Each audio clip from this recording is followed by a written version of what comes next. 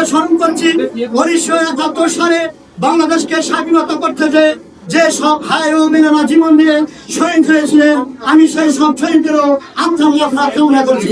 সংগ্রামী সাথী ও বন্ধুগণ, আমি আরো শ্রদ্ধার সাথে স্মরণ করছি 2024 5ই আগস্ট গণতন্ত্র হত্যাকারী খুনি হাসিনা ভোট চুন্নি হাসিনাকে তাড়াতে যে সব ভাই ও বোনেরা জীবন দিয়ে শহীদ হয়েছিলেন, আমি সেই সব শহীদদেরও আত্মার মাগফিরাত কামনা করছি।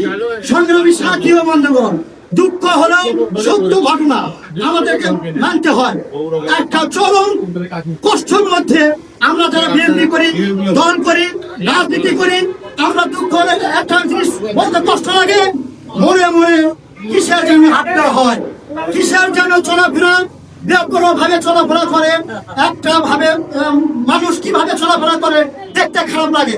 কিন্তু তদন্ত করে দেখা যায় ওরা দেশের শত্রু, জাতির শত্রু, সমাজের শত্রু, এরা মাদক সেবন করে, এরা বাড়িতে অত্যাচার করে, মা বাবাকে মাদকের সেবনের টাকা না দিয়ে, মা বাবাকে যারা জন্ম দিয়ে তারা দুনিয়াতে গেল, তাই বাবা মাকে ওরা অত্যাচার করে। বন্ধুরা আমার, তাই আসুন সমাজকে গঠন করার জন্য ঐক্যবদ্ধ ভাবে আমাকে আপনাকে হাতে হাত মিলে কাজ করতে হবে।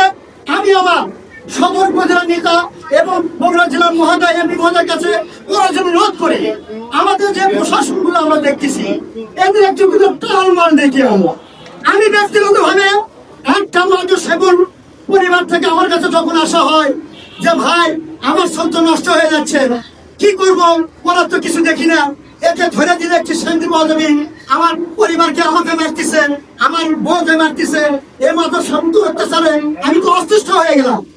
আমি বাধ্য হয়ে বগুড়া নারী ভাইতে যোগাযোগ করলাম, কিন্তু করে দেখলাম কি প্রশাসন বলে যে ভাই মাদক সমাজে ধরে দেন, মাদক সেবন করতেছে, তার মা বাবা উভয় সাক্ষী দিচ্ছে, আমার স্থানীয় নেতারা কর্মীরা আন্তঃসদর সাক্ষী দিচ্ছে, কিন্তু প্রশাসন কেন জানি নীরব ভূমিকা পালন করেছে।